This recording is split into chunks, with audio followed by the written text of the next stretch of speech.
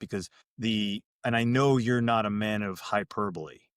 And when I was reading the book, it really struck me that you referenced that when you went into rehab, that they were like they'd never seen anyone in that kind of shape. And that when you were in the hospital, a priest came in to literally give your last rites. What was really going on there? Like what was happening there? If you could like start from that morning, right? That you woke up, you had, and then bring us through into rehab. Yeah. So the morning that it was bad, and when I was really probably on the verge of not making it, the whole problem was that, again, I couldn't control my mind, and therefore I couldn't control my body. And so it was basically full body convulsions that I couldn't stop. And so when I got to the hospital, it was, a shackling of the bed, because I remember apologizing to the staff.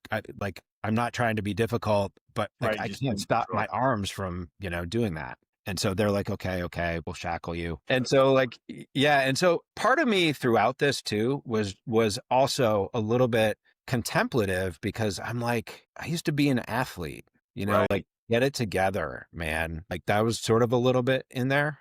And Right. so, but then, after that, after things really became dire, and the memories I have are the blood pressure machine next to my bed, 251/140 flashing, and then the priest. And the priest was symbolic for me in a lot of ways, but he Sure. was there to read my last rites. But I still remember his smile. He gave me the friendliest just smile.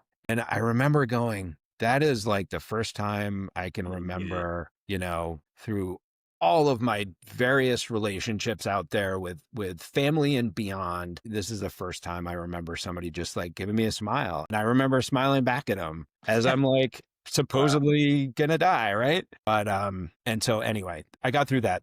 Right from that point on, for like a week, I don't remember anything. I was told certain things about that week, but I don't really believe much of it. It's just more like what I experienced is is what I usually talk about and comment on. So for a week, it was basically fade to black, nothing. I was alive, but I wasn't conscious enough to remember anything. And so once I woke up, I was very lucky to get into an inpatient rehab center. And it really, I don't know if I would say like it saved my life, but it's right up there at the top. I mean, I think it's safe to say it saved your life. it was, it was a real godsend.